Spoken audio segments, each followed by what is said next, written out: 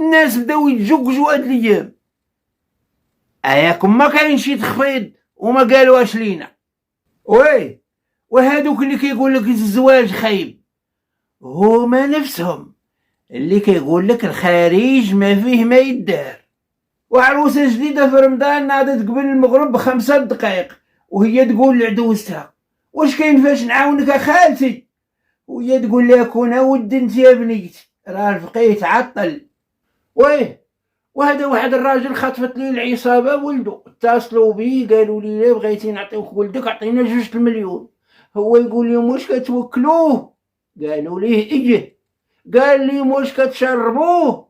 قالوا ليه اجه. قال لي واش ناعس مزيان؟ قالوا ليه اجه. قال لهم اجي ودي حتى اخوه الله يرحم ليكم الوالدين. وواحد قال لمراته البارح كنتي ناعسه وكتسبي فيا، وقالت لي غير جاب لك الله كنت ناعسه. وهذا واحد سول الفقيه قال لي حلمت البارح كيجري عليا واحد الحمار في المنام، انا هربان وهو تابعني. قال لي الفقيه باش تعشيت؟ قال لي تعشيت بالخبز ديال الشعير. قال لي تا واكل الحمار عشاه وجاي انا برزت ليا راسي. وقالت لي وقتاش غتجي تشوف بابا؟ قال لي شفتو الصباح داير السربيس على الخبز يا مهرست لي الدين.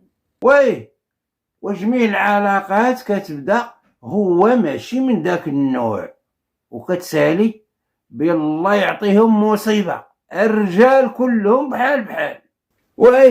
وسقلاتو والدموع نازلين من عينيها. قالت لي نهار الموت اش غادي دير؟ قال لي الا ما تنهبل الكبيضه. قالت له تقدر تزوج بوحده اخرى؟ وقال لا الهبيل يقدر يدير كل شيء الكبيضه. وهذيك السيده اللي كتقول لنا مخاطبكم مشغول حاليا، علاش ما تقوليش لنا مع من مشغول وتكملي خيرك؟ والحمد لله وما بقيتش كنسهر وليت ما كنعش كاع.